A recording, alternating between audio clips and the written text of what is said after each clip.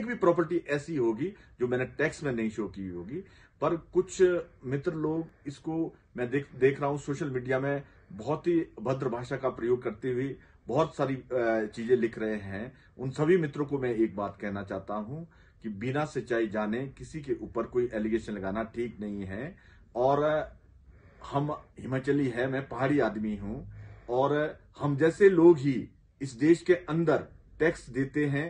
Tax payer कोई चोर नहीं होता। उस टैक्स पेयर जो जब टैक्स देता है उसी से ही देश के वीकर सेक्शन ऑफ सोसाइटी को देश की सरकार स्कीमें बनाती है, उसी पैसे से ही सड़कें बनती है, उसी पैसे से स्कूल और हेल्थ इंस्टीट्यूट बनते हैं, हॉस्पिटल बनते हैं, उसी पैसे से पानी की स्कीमें बनती है।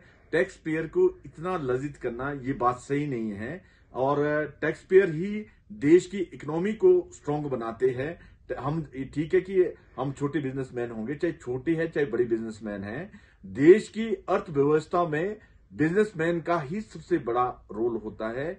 वो ही देश में मेहनत करके सुबह से शाम 16-18 घंटे दिन प्रतिदिन मेहनत करते बिजनेसमैन।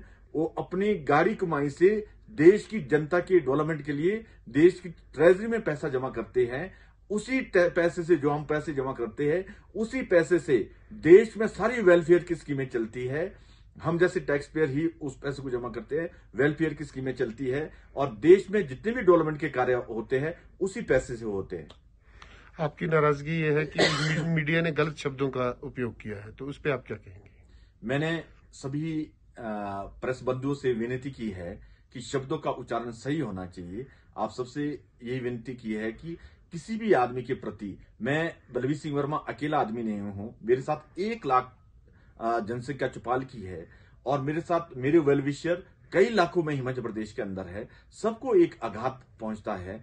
कोई भी शब्दों का उच्चारण हो वो सही होना चाहिए। शब्दों का चयन जो भी लिखते हैं बोलते हैं वो सही होना चाहिए। ये मैंने सबसे विनती की है।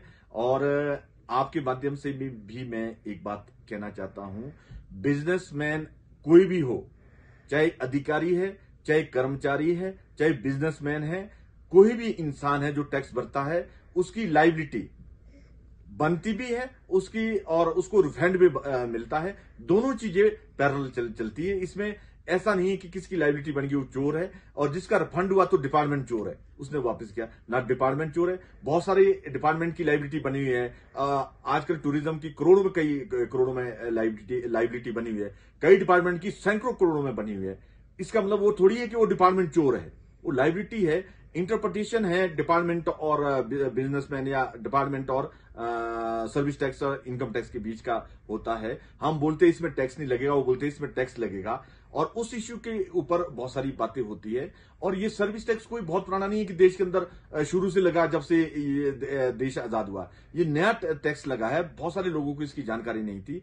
ये तो हमने खुद इनकम टैक्स रिटर्न में जो बैलेंस शीट में शो किया है उसके आधार पर सर्विस टैक्स वाले ने निकाला है। कोई ऐसा थोड़ी है कि किसी ने कोई अपने इससे निकाला है। हमने लिख के खुद दिया, वही निकाला उन्होंने।